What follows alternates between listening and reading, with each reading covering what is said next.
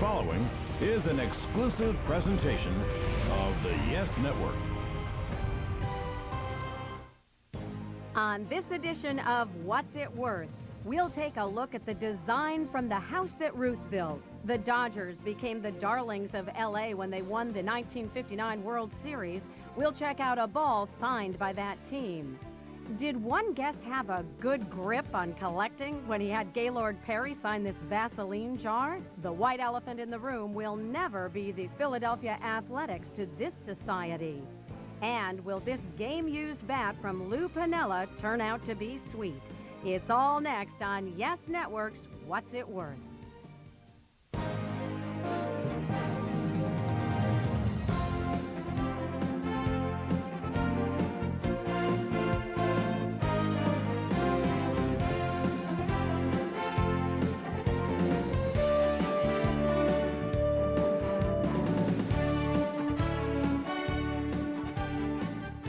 Welcome to What's It Worth, the Yes Network Sports Memorabilia Show. I'm Andrea Joyce. Sports Memorabilia allows fans to connect with their favorite players and teams, and many times there's something about the item, such as how it was acquired, that holds a special value to the owner. And sometimes the item can be worth a lot of money. And here to help me get a handle on what this memorabilia can be worth is John Brigandi from Brigandi Coin Company, a memorabilia dealer in New York City. Welcome, and let's get started. We've got a lot of great things to look at today. Well, when construction on Yankee Stadium was complete in time for opening day in 1923, the ballpark, with its famous facade and triple-deck seating, was a state-of-the-art baseball facility. Our next guest, Alec Lesniak from Linden, New Jersey, has brought in blueprints from the company that built Yankee Stadium, Osborne Engineering. And welcome, and thanks for bringing this in, Alec. Tell us how you acquired this blueprint. Well, basically, I came across Osborne Engineering's website, and they have a thing called Ballpark Classics. They designed most of the ballparks in the time. And they sold these prints. They're limited edition duplicates. I heard that Joe DiMaggio was going to be in Atlantic City signing. And I called the guy a week before. I'm like, look, I need this print. You knew what you wanted. You wanted Joe DiMaggio to sign this, and you had been trying to get it, and willing to pay for it. Yeah, oh yeah, whatever I was, whatever he wanted, hundreds, I would have paid whatever. There was no end to what I would have paid for it at the time. And the guy's like, all right, I understand your situation. I'm going to send it to you, no charge, overnight. And you went to the signing, and you got what you wanted, and perseverance pays off sometimes, right? Yep. What do you think, John? Well, that's it's highly collectible, these replicas of the blueprints. And actually, you can actually buy the blueprints. Osborne Engineering Company out of Ohio, they must have found themselves a treasure trove a good 10, 15 years ago in their archives, and they started to market these blueprints and copies of the blueprints. So they sell those for several $100s. Yep. And then now this one being signed, what value would you put on this? With the DiMaggio, it's nice because there's a nice contrast with the DiMaggio autograph as well. I put a value of about $750 on, so it's beautifully framed, and you know how I like the framing. And it even shows that beautiful Yankee facade, which I love so much. Without the signature, is this an item that would appreciate? Would it be an investment? I don't think so. No, I don't think so. I think that it's just a nice piece for the wall. It's a decorative piece. But with the signature, sure. There you go. You've got something worth a little bit of money. Alec, thanks for bringing it in. Thank you. Thank you. When the Dodgers left Brooklyn after the 1957 season, hearts were broken all over the borough. But the beneficiary of the Dodgers' move was the people of Los Angeles, who got a pretty good team to watch. In fact, in just their second season in Los Angeles, the Dodgers won the World Series. And our next guest, John Kreiser of Floral Park, New York, has brought in a team-signed ball from that 1959 World Championship team. Thank you for coming in, and tell us who is on that baseball. Well, there are a lot of, the 59 Dodger team was kind of an oddity. It was half to two-thirds of the old Brooklyn Boys of Summer and the emerging part of the 60s team. So there's Don Drysdale and Sandy Koufax and Johnny Padres and a lot of names that, that Brooklyn Dodger fans would know. And then there's a couple people that transcend both. Drysdale was part of both. Gil Hodges? Gil Hodges is on here. Snyder, Duke Snyder and Pee Wee Reese were on there. That was Reese's last season, I believe. How did you Actually, get Reese this? was a coach that year. Yes, he was. That's right. He was. He was. How did you get this ball? It's funny because I'm a Giant fan, but a priest who's a friend of my family had a relative, I think it was his brother, who worked at Memorial Coliseum, which is where the Dodgers played their first few years in Los Angeles. And You it's were been in not my a family. Dodgers fan, No, though. no. Did you think I don't really want this ball? Well, I was only about 5 when I got it, and I've kind of kept it over the years, but it's not till recent years that it's got a little better place of honor. Well, thank goodness he didn't spit on it or anything, or, you know, do anything bad to the ball, even though he wasn't a Dodgers fan, right? What do you think? Well, the whole team is here, including all the big names. 1959 was their championship season. They won the World Championship. They won the World Series over the Chicago White Sox. That in and of itself makes it a scarce or certainly a highly collectible item. Condition's not bad. Condition is not great, though. You can see there's enough fading. Walter Olson, Hall of Famer, on the sweet spot is faded a little bit. A ball in nicer condition than this would be worth about $2,000. This ball, because of the fading, but it's still an official ball and it's still relatively white in color, is worth about $750. Not bad. Not bad at all. All right. Well, not bad for a Giants fan, right? No, not bad for a Giants fan. Thanks for bringing it in. My pleasure. Thank you. When What's It Worth continues, we'll meet a couple who love to collect with a creative twist. And we'll put a value on these childhood keepsakes.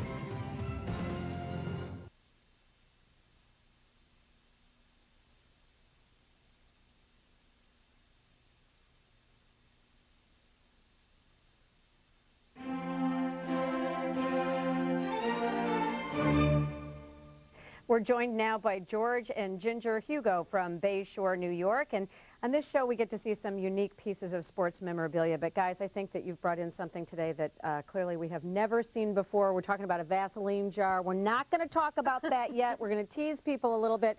Take us through the other items first, though. Go ahead with this large panoramic first. This is a panoramic shot of the interior of Yankee Stadium during a Boston game, and I have it signed by 60 Yankees. Old Yankees, not too many current Yankees, a few, but I've got like all the Hall of Famers in there. How long did it take you to do that? It was about 4 years, right, Ben? Yeah, about 4 years. About 4 years. Wow, that's a lot of Yankees on one picture. And some of the names that you have on here? I got Dave Winfield, I got Phil Rizzuto, I got Yogi Berra, I got Tom Trash, I got Spec Shea, I got And we have Eddie Layton from Eddie Layton, the the organist, is in there. I got Yogi Berra. Reggie's on Reggie's there. on there. All right, and Ginger, you've got something over there that's, Well, I don't think I've ever seen this before. Well, these were chips that were given out at the Four Queens Casino in Las Vegas, and this is commemorative for the 40th anniversary of the no-hit. So this was, which year? 56. 56, Yeah. okay. Yeah, the chips came out in '96, and this is my husband's Christmas present that year. So they actually No. use those chips use in these the chips. casino? Yes, yes. So you had to decide whether you're going to cash in that. Boy, that's kind of a racket, don't you think? You have to Yeah. decide whether you're going to cash in the chip and get your money, or if you're going to keep this as a piece of memorabilia. Right, Keeping it. right, yes. Man. Yes, and this is definitely a keepsake. And we matted it Yeah. with the 56 And those are baseball signed. cards. Those are signed. The, also. signed. the chips are signed, and then we got the 56 cards to go with it, and then everything was all matted and framed out for us. Okay, and George, you've got a Phil Rizzuto signed program or magazine? This is a Yankees magazine from 1984, I believe. It's the only Yankees magazine I ever bought because it's my favorite, Phil Rizzuto. Who doesn't love Phil Rizzuto, you know? And it says, will he make it into the Hall of Fame? And I knew he was going. He's got to go. So anyway, I stuck it in a drawer, and this was before I got into the hobby. And I was saying, one day, hopefully, I'll meet Phil Rizzuto. And I did. I met him in '97, and he signed it for me, HOF '94. I thought it was very, you know, very funny. Will he make it? Then he finally made it, and there you go. Oh, Phil that's Rizzuto great. in the Hall of Fame. And last but not least, you got to tell us about this jar of Vaseline. The jar of Vaseline is very cool, I think, because I like to do different things. Everybody does the same thing. They do balls, they do bats, they do jerseys. I like to do different things because that's what makes the hobby so good. So we were going to see Gaylord Perry, and I had the jar of Vaseline shoved in the pocket of my jacket. I had a baseball in the other just in case he didn't want to sign it Vaseline. I sent my wife up because she's a great teammate. She's in there. The trench is with I me. go to all, yeah. right? I sent her up there with my panorama and a baseball, and he signed that. And then I got up to the front of the line, and I say, hey, Mr. Perry, how you doing? He says, all right, what do you got? And I pull out the jar of Vaseline. And if you ever watching the movies where things slow down, the security guys made a step towards me. The whole line gasped. The promoter was standing there just shaking his head, looking up at the sky. And then he looks at he says, all right. You know, he signed it. I don't remember this Gaylord Perry. And That's what it says. Yeah, I don't yeah. remember this. And then I went to shake his hand, and he's got big hands. I mean, he's a big boy. He's got big hands. He took my hand, and as he's shaking my hand, he's banging it into the table. and I said, okay, whatever. I got my Vaseline sign. You want to take a shot at my head, too? I don't care. All right. Well, we're going to go down the line with this stuff, John. Why don't we do it in the order that that this stuff has been presented? We'll save the best for last, or the funniest for last, anyway. Well, I guess the panoramic is the easiest. That's more of a mainstream, right? Right. There's 60 different autographs by the Yankees. Well done, beautifully framed, obviously. The value to that would be $1,000 to $1,250. Oh, nice, thank you. Now I'm in a precarious situation because this was a gift, a birthday gift to you, right? This, this 1956 collage, so I don't know if I should tell you the value there. I'll tell her, and I'll work it out of her phone out. Well, we know it's worth at least $30 because you add up the $5 chips. So. Well, let's see. I'm going to give a value anyway. It's worth between $400 and $500. Oh, nice. The way it's done. Very nicely done. The Phil Rizzuto item is probably the least valuable of the four pieces. That's worth between $75 and $100, and mainly because it's signed.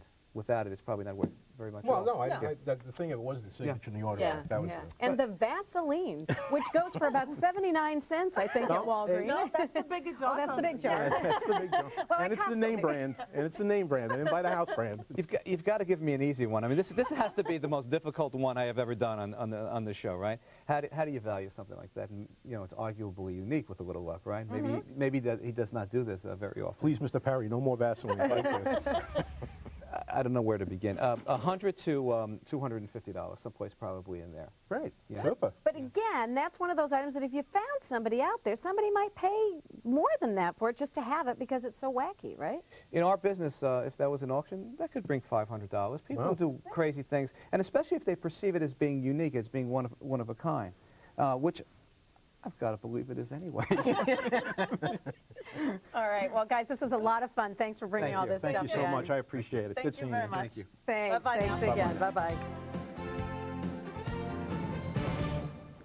Our next guest, Rob Weiss from Glen Rock, New Jersey, has brought in portraits of members of the 1969 world champion New York Mets. And Rob, why don't you tell us the story behind these portraits? You have how many? It's a series of 20. They all came together. It was after the '69 series. The Daily News, which at the time had two sports cartoonists, Bill Gallo and Bruce Stark, they just made a promotional offer. I don't think there was really any money involved other than perhaps postage and handling. I sent away as a 10-year-old, and miraculously it came back, and I got my set, and I've kept it ever since. And I matted a few of the star players from that year. Tom Seaver, of course, near you.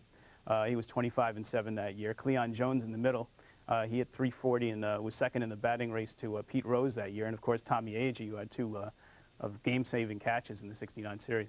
And you've also got some baseball cards, but these are not your typical baseball cards. And I hope the cameras can pick this up, what these are exactly. These are Kellogg's 1970 3D baseball cards. 3D. Yeah. So when you turn them, they kind of have that Well, shimmery the sort of 3D was, look. yeah, the 3D was basically that the background was, looked like it was really behind them. Most of them are backgrounds of the stadium or the fans.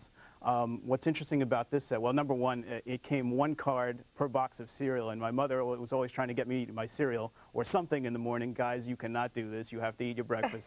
And I would go, you know, just take the cards out, but it was crucial. It was hard, too, because 75 cards in a box of cereals, it would take me till 1980-something to get through the whole You're thing. still getting through the Yeah, cereal. so eventually I saw him I went with my brother to a card collector. And he had a set, and my eyes popped out of my head, and for about $15, I got the set of 75 cards. Well, there you go. What's interesting also about this series is that there were about 20 future Hall of Famers in that series. Lou Brock, Roberto Clemente, Willie Wow. Mays. What's interesting is, you know, in the 70s, the NL really had it over the AL in the All-Star games, and it shows in this series because most of those Hall of Famers were from the National League. Interesting. What do you think, John? Well, that set is 65 players, right? 75 players. 75 players in mint condition. Right. Easily worth $200 to $250. It's a semi-popular set in the hobby. Not What highly does that mean, collectible. semi-popular? Well, meaning like, not highly collectible. But recently, it's become, in the last couple of years, it's become much more popular than in previous years. Why is that? A lot has to do. question. A lot has to do with the fact that it's about, like you said, about 20 Hall of Famers in there. They're popular players. To get a Roberto Clemente from 1970, for example, and to you could buy that card for approximately $25. Anybody in today's market would pay $25 for Roberto Clemente, and the same for Willie McCovey, and the same for Ernie Banks, and the same for Pete Rose, etc. So the aggregate of the cards actually, if you think about it, actually add up to more than $250. and does the 3D add value to it just because it's unique? Or? No, I think that was the drawback originally with the set. They curl because of that. They curled. Oh, they do. Yeah, And I see. They, it was counter to the rest of the hobby, which was straight, one-dimensional shots. Yeah. I also read somewhere that this was the first I think Kellogg's first put out a set in '69. In '69, and then in '70 was the first year that they offered, you could buy the entire set somehow. I don't remember how. And by the way, there's a lot of those sets in the market. They overproduce them, so that's why you were able to buy them years ago for $15. And how about the portraits? The portraits is a premium pack that just sent away to the Daily News, as you said. Right. It's worth between $100 to $150 maybe. It's collectible strictly obviously by Mets fans, right? Yeah. Okay, great. Thanks for bringing this stuff Thank you very much. When What's It Worth continues, we'll learn about the Historical Society of a long-lost Philadelphia team.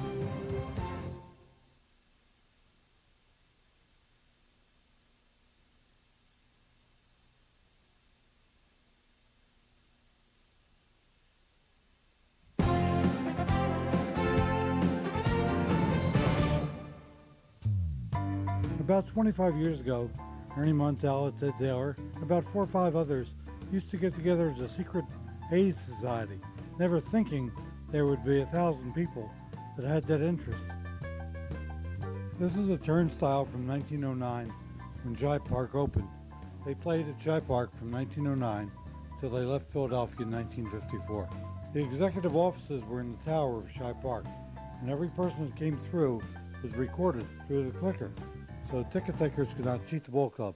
And this was very advanced for 1909. That's the electric scoreboard that used to be in Yankee Stadium, and that was put up in Philadelphia in '56. This is the 1948 uniform and cap of Sam Chapman, one of the A's great center fielders. In 1901, when the American League began, John McGraw, who later managed the New York Giants of the National League, said that Connie Mack had a white elephant in Philadelphia, meaning a useless franchise. In 1902, the A's won the American League pennant, and Connie Mack was so amused that he took this insult and turned it into the mascot. And an elephant named Bolivar became the mascot of the A's. The Philadelphia A's Historic Society is just a wonderful place. A lot of really neat things, a lot of things that have historic value to it. I think that Philadelphia fans are very loyal fans. They loved the A's when they were here. It was a great team. It was a great time for baseball. And there's just a lot of history and a lot of good memories for Connie Mack and his teams and all that the athletics were about in Philadelphia. It's what Philadelphia is. It's a blue-collar town, and they were a blue-collar team. I guess as people get older, they want to go back in time to their childhood. Whenever we see the A's or think of the A's, we're all 10 years old again. And that's the secret.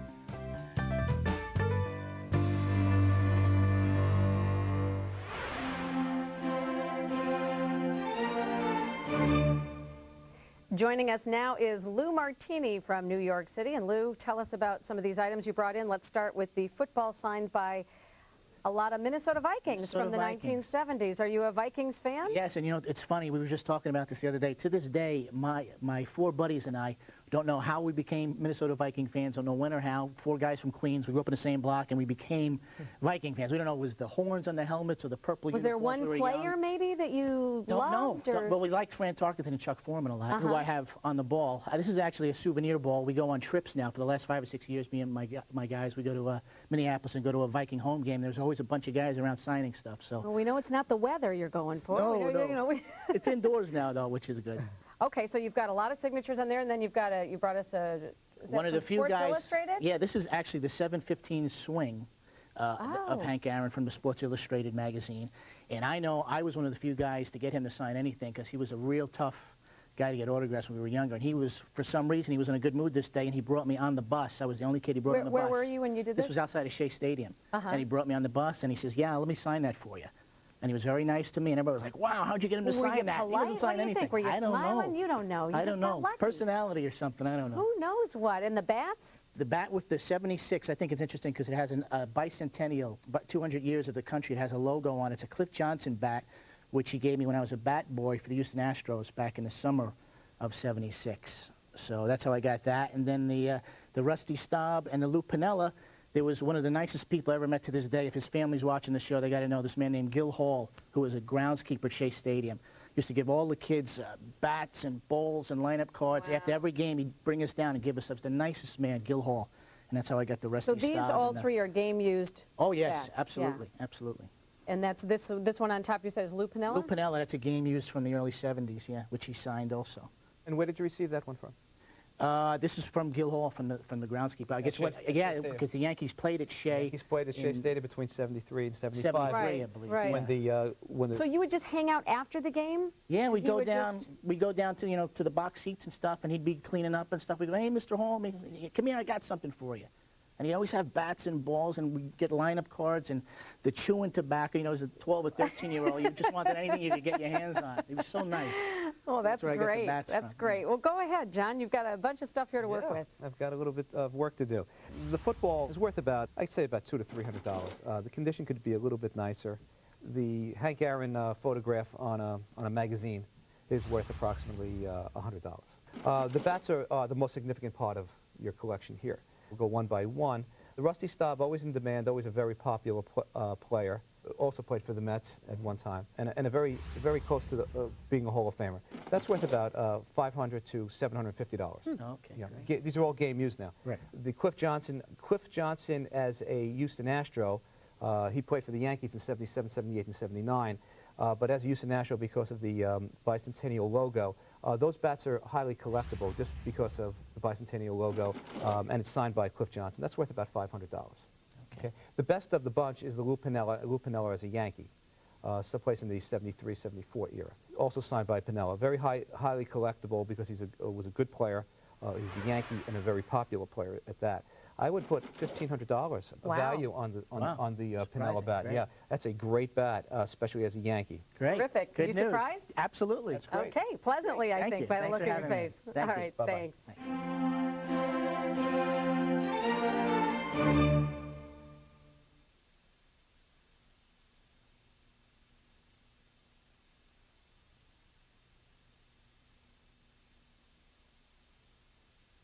Well, that'll do it for this edition of What's It Worth. And remember, if you'd like to have your sports memorabilia appraised on our show, please email us and tell us about your collectibles and any interesting stories associated with them. The address is whatsitworth@yesnetwork.com. Thanks for joining us. For John Brigandi, I'm Andrea Joyce. We'll see you next time on What's It Worth.